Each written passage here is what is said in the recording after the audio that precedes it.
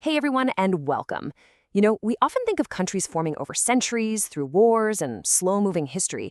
But what if a nation was strategically built piece by piece by design?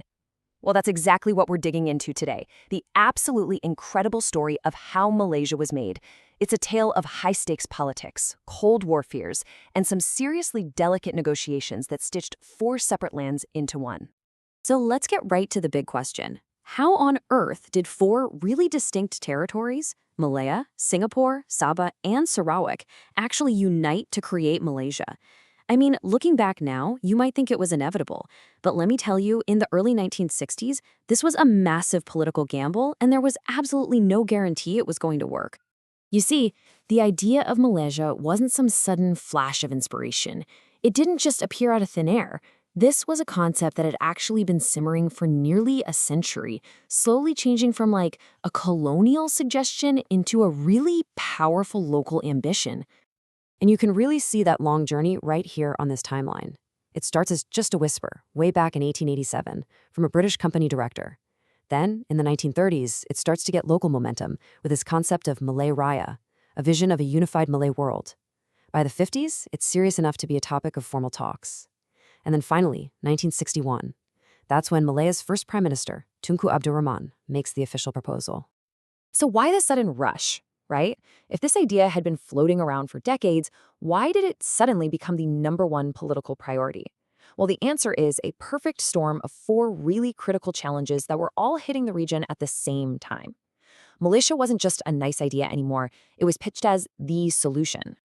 The reasons for this push were super complex and, honestly, deeply pragmatic.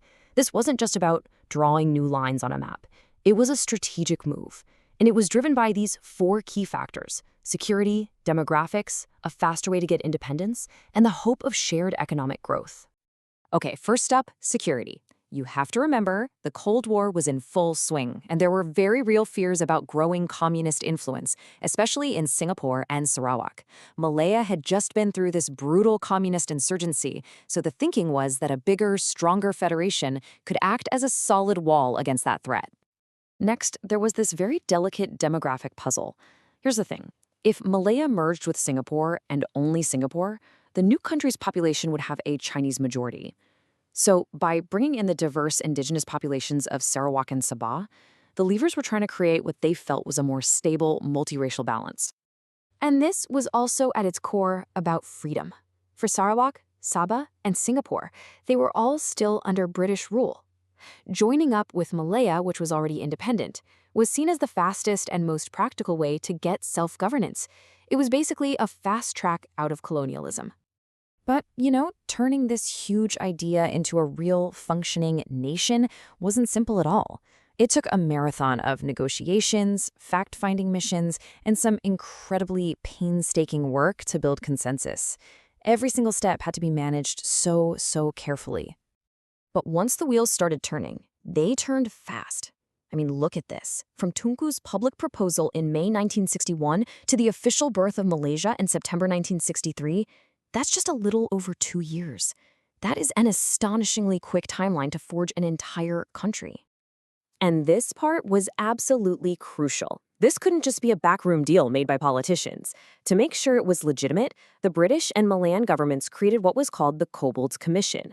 Its job was simple, but so vital. Go to Sarawak and Sabah and find out what the people on the ground actually thought about this whole Malaysia idea. And the results? Well, they were pretty decisive. The commission found that a clear 2/3 of the people in both territories were for the merger, at least in principle. This was the green light the leaders needed. It was a powerful public mandate to go full steam ahead. Of course, an historic achievement like this doesn't just happen by accident. It was driven by the sheer will, the diplomacy, and the political smarts of a few key leaders, each one fighting for the interests of their own people. So here are the key players, the architects of the nation. You've got Tunku Abdul Rahman, the visionary prime minister of Malaya, really driving the whole project. Over in Singapore, Lee Kuan Yew saw the merger as essential to fight communism. And just as critically, you had leaders like Donald Stevens in Sabah and Temenggung Juga in Sarawak, who had the really tough job of negotiating protections and special rights for their people, making sure their unique identities wouldn't just get swallowed up in this new federation. But let's be clear, this was not a smooth ride. Not at all. The proposal for Malaysia faced some really fierce opposition, both from groups inside the territories and from powerful neighbors who saw this new country as a direct threat. So the opposition was coming from two sides. Internally, you had some political parties like the SUPP in Sarawak who were pretty skeptical, worried about losing their autonomy. But the external threats? Whoa, they were way more serious. The Philippines laid a claim to Sabah, and Indonesia, under President Sukarno, launched a full-on aggressive military campaign to crush Malaysia. And this hostile campaign from Indonesia became known as confrontation, which means confrontation. Now, this wasn't just some diplomatic spat. It was basically an undeclared war. For 3 years, Malaysian and Commonwealth forces fought against Indonesian attacks in this really tense conflict that was designed to break the new federation apart before it could even get on its feet. This newspaper headline from September 18, 1963, just says it all. Confrontation against Malaysia begins. Think about that. It was published just 2 days after the nation was born, which just goes to show how immediate and how real this threat was right from day one. And yet, despite all the internal doubts and the very real external threats, the leaders of this new nation, Malaysia, they held their ground. They pushed forward and brought this whole dramatic story to its historic conclusion. The legal point of no return came on July 9, 1963. At a place called Marlborough House in London, representatives from all 4 territories, along with Great Britain, signed the Malaysia Agreement. This was it. The official founding document of the new nation was now a reality. And then the big day arrived. On September 16, 1963, the proclamation of Malaysia was read out loud at the exact same time in the capital cities of Kuala Lumpur, Sarawak, and Sabah. In that single moment, a new, unified, and independent nation was officially born. So this is what the new federation looked like on day one. You had the 11 states of Malaya, plus the 3 new states of Sabah, Sarawak, and Singapore. It's also worth remembering that Brunei was part of the original talks, but decided not to join in the end, and Singapore would actually leave the federation just 2 years later, in 1965. And the promise of this new nation is right there in the words of the proclamation itself, to be a sovereign, democratic, and independent nation founded upon liberty and justice.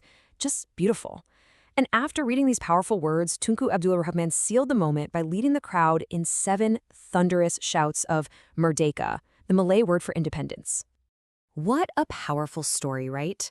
A story of political vision, of careful calculation, and just sheer willpower. And it leaves us with one last thought. In a world that's still wrestling with so much division, what lessons can the complex and ultimately successful birth of Malaysia offer us about the art of building nations today?